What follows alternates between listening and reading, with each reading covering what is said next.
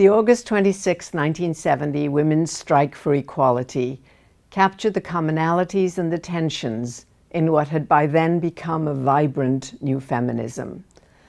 The brainchild of Betty Friedan, the march was meant to celebrate the 50th anniversary of women's suffrage and to publicize women's demands for full citizenship. Planners readily agreed to demand equal opportunity in the workforce and the political rights necessary to achieve access.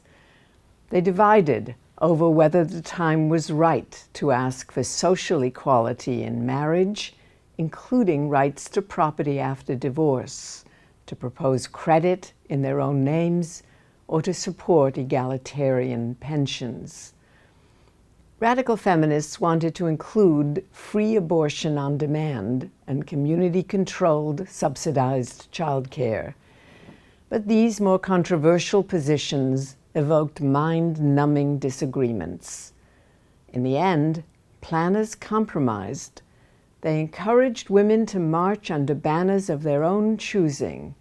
Thousands of women in New York, Washington, D.C., Detroit, San Francisco, and other cities demonstrated the support of the civil rights movement, trade unionists, and reproductive rights for women's equality and women's liberation.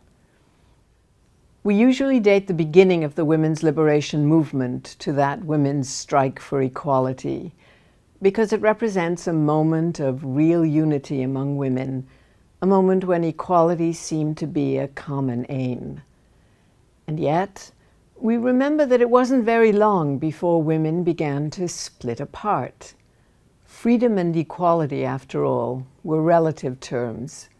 Achieving equality for some women might mean exploiting and limiting the freedom of others. And achieving equality with men turned out not to be enough for women who rejected the value systems of a competitive male society. Class and race, ethnicity and religion circumscribed a world in which gender alone could by no means define the position of individuals. And soon, a refusal to be defined by gender at all complicated that world even further. And yet, there was momentum. By the end of the 1960s, what had begun as no feminist movement at all had turned into a movement of feminisms of many different kinds. The die had been cast. Whether as a result of seeking racial justice, of anti-war activism, disillusionment with the meaning of democracy as interpreted by the New Left, women were beginning to build self-respect. Fueled by growing independence, they would demand access to professional education and prestigious universities, new employment opportunities with career ladders, and control over their own bodies. There would be no going backwards.